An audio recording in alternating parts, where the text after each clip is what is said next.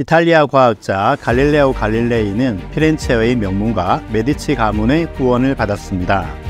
보티첼리, 레오나르도 다빈치, 미켈란젤로 같은 회화, 건축, 조각에 재능이 있는 예술가들을 돕던 메디치 가문이 17세기에 들어서면서 과학으로 영역을 확장한 것입니다. 베네치아 공화국의 파도바 대학 교수로 있던 갈릴레이는 토스카나 대공 페르디난도 메디치의 부인 크리스티나의 요청으로 아들의 가정교사로 일했어요. 1609년 페르디난도가 사망하자 자신이 가르치던 푸시모 2세가 젊은 나이에 대공이 되었습니다. 이듬해 갈릴레이는 만원경으로 목성 주위를 도는 4개의 위성을 발견하고 기록한 책 별의 소식을 푸시모에게 바쳤습니다. 천체를 관측해 과학사에 불후의 업적을 남긴 갈릴레이와 그 배경이 되었던 메디치 가문은 어떤 인연을 가졌던 걸까요? 이번 영상은 메디치 가문이 후원한 갈릴레오 갈릴레이에 관한 이야기입니다. 갈릴레이는 토스카나 공국이 지배하던 피사에서 태어났습니다. 피렌체 궁정에서 작곡가로 일하던 아버지의 영향을 받아 어릴 적부터 음의 비율에 관해 배웠어요. 수학 실력이 뛰어난 갈릴레이의 아버지는 현을 직접 조이고 느리면서 소리가 어떻게 변하는지 기록하고 책을 썼습니다. 갈릴레이는 이런 집안 분위기를 통해 체험과 실험을 중시하는 실증적인 사고를 하게 되었습니다. 자라서 피사 대학 의대에 들어갔지만 얼마 가지 않아 학교를 중퇴하고 맙니다.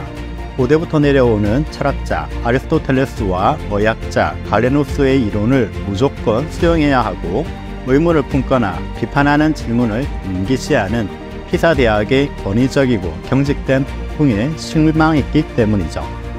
이후 피렌체와 시에나를 오가며 부유층 자녀의 대학 입시를 지도하는 과외로 돈을 벌었습니다.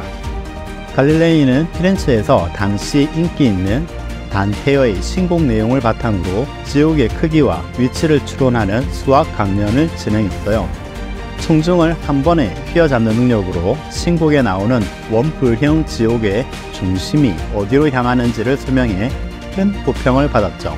이름이 알려진 갈릴레이는 페르디난도 대공의 추천을 받아 피사 대학 수학과 교수로 임용되었습니다.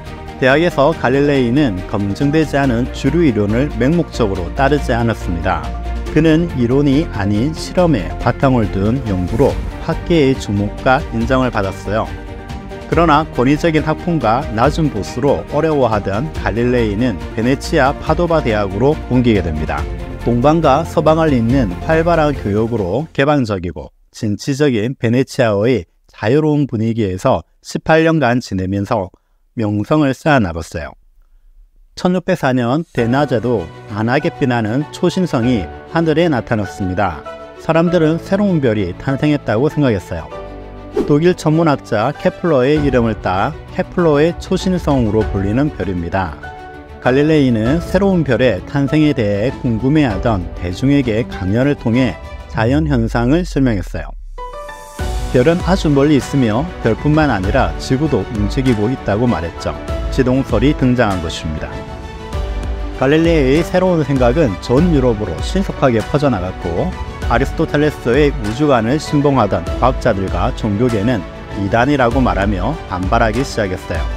사실 초신성은 새로 태어난 별이 아니라 아주 큰 별이 수명을 다하고 사라질 때 일어나는 현상입니다.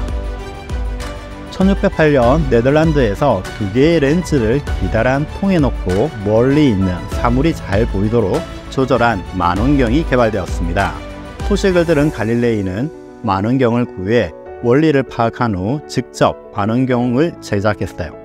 이것으로 밤하늘을 관측했는데 달의 표면이 울퉁불퉁해서 높은 봉우리와 깊은 골짜기가 있는 걸 발견합니다.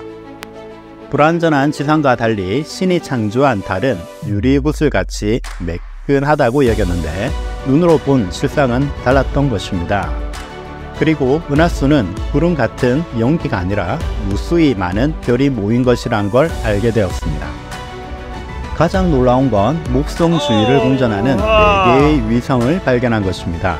목성을 중심으로 회전하는 위성이 있다는 사실은 세상을 깜짝 놀라게 했어요. 지구를 중심으로 전체가 회전하는 줄로 알았는데 지구가 아닌 행성을 중심으로 도는 위성이 있다는 건 기존 이론으로는 전혀 설명되지 않는 경천동지할 일이었습니다. 그는 자신이 최초로 발견한 목성의 위성에 그리스 신화에 나오는 제우스 신의 애인 이름을 붙였습니다. 목성이 영어로 주피터여서 주위를 도는 위성의 이오, 유로파, 가니메에, 카스텔로라고 부른 것이죠. 당시 갈릴레이는 안정적으로 자신의 연구에 몰두할 수 있도록 도와줄 강력한 후원자를 찾고 있었습니다.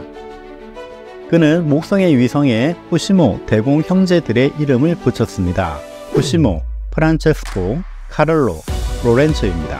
그래서 갈릴레이가 발견한 위성을 메디치의 별이라고 합니다.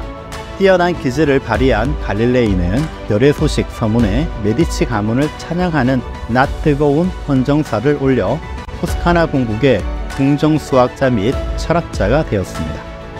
메디치 가문의 후원으로 갈릴레이는 연구에만 집중할 수 있었어요.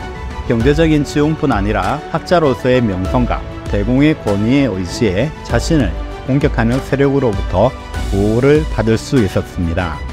자신을 등용한 후시모 2세가 이른 나이에 죽고 그의 아들 페르디난도 2세 메디치가 대공이 되었어도 갈릴레이에 대한 후원은 계속되었습니다. 지동서를 주장하다가 갈릴레이가 교황청으로부터 파문당하자 페르디난도 2세는 종교 재판에 직접 참관하며 깊은 관심을 보였어요.